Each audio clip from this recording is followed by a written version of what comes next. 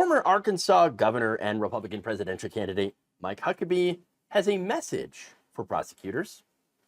Go after Donald Trump, and you're going to get civil war. Take a look. Do you know how political opponents to those in power are dealt with in third world dictatorships, banana republics, and communist regimes? Well, it's simple. The people in power use their police agencies to arrest their opponents for made-up crimes in an attempt to discredit them, bankrupt them, imprison them, exile them, or all of the above. And if you're not paying attention, you may not realize that Joe Biden is using exactly those tactics to make sure that Donald Trump is not his opponent in 2024. Here's the problem. If these tactics end up working to keep Trump from winning or even running in 2024, it is going to be the last American election that will be decided by ballots rather than bullets. Okay, I just want to note something first. I don't know why, but it felt like watching that Huckabee was going to try to sell me a reverse mortgage.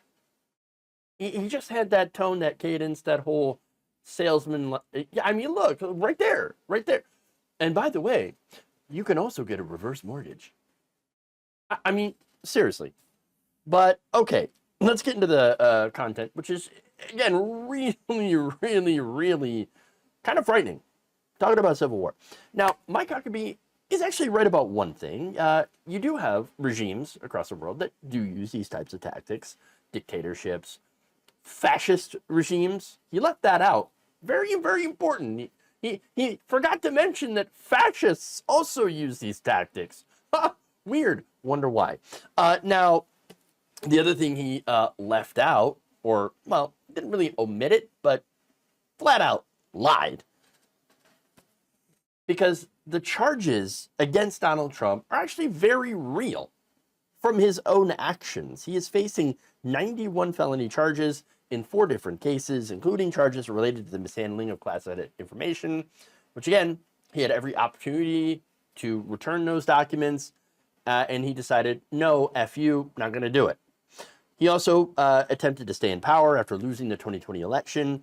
Again, there were recounts, remedies. I'll go into the details later, but his also, it also involves his efforts to overturn the election results in Georgia. Again, more details on that. So the things that he's charged with are all things that he didn't have to do. He didn't have to do that. He chose to do those things. Chose to do alleged crime. Could have run for re-election in 2024, like he is now. After losing the last election, no problem. I mean, he could have blamed his loss on voter fraud with no problem, right? And because that's like his opinion, man. You want to say, oh, I lost because, oh, you random voter fraud, oh, can't prove it. But you know what? I just think that it happened. They busted immigrants, whatever.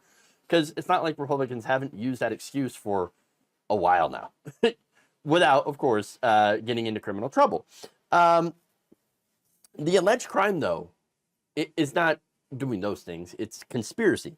It's getting together with people and conspiring to overturn the election results. And that's the issue. Questioning the election results, of course, is legal. That's a First Amendment thing. Challenging the results in a court of law.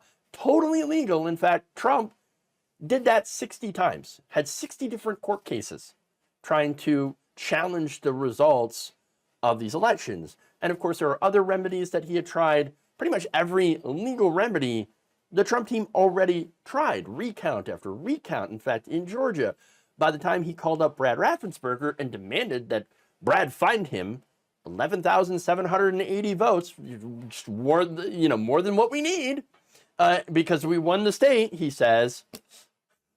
I mean, that there had already been 2 recounts that says, actually, no, you don't have enough votes to win the state.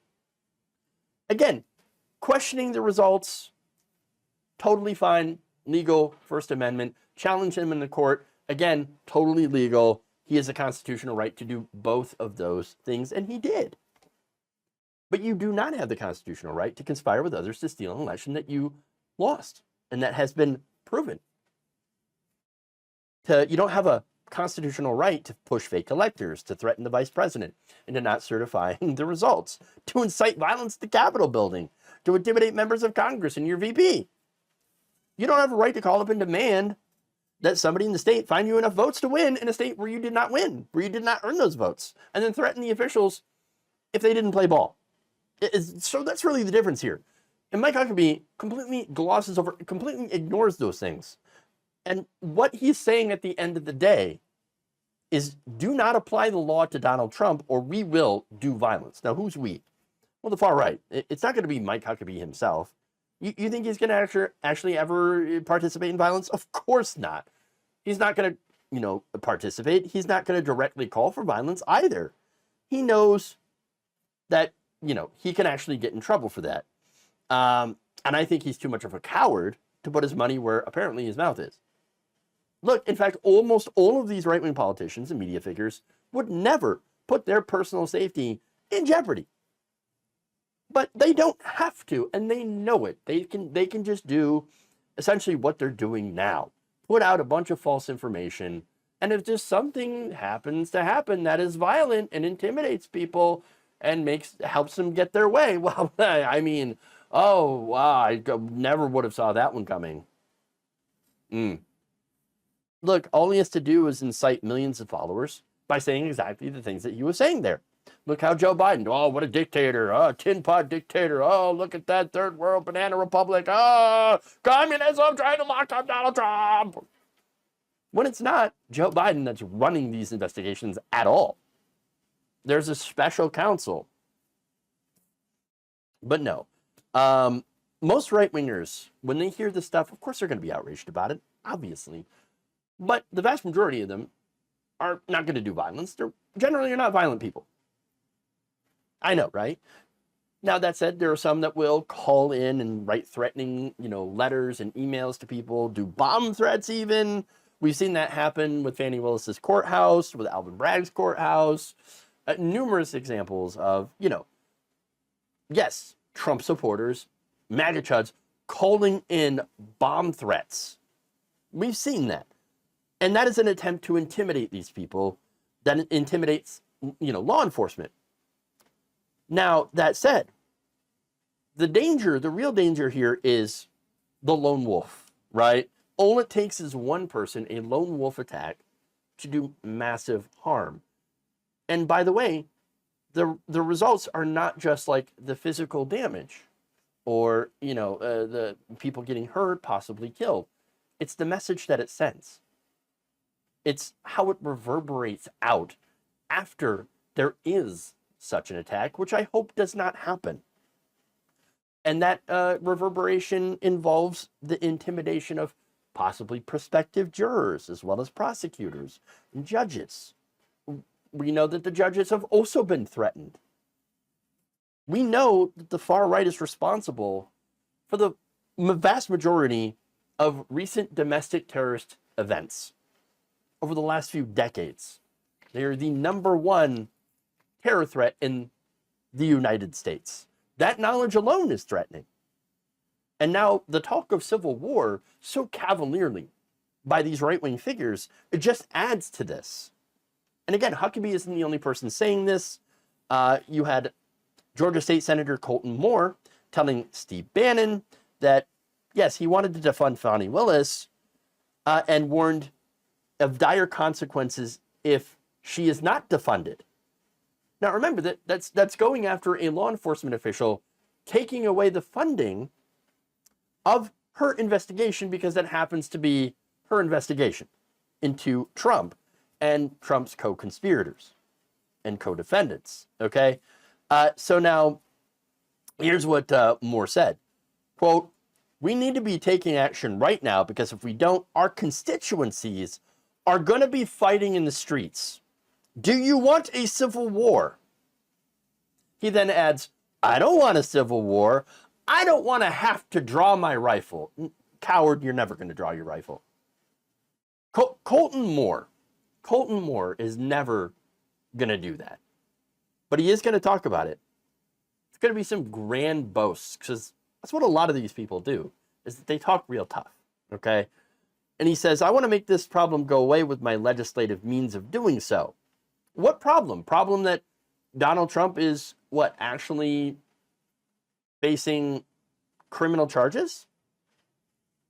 again, that is going to have his fate decided by a jury of, well, supposedly his peers, but I don't think he would see it that way.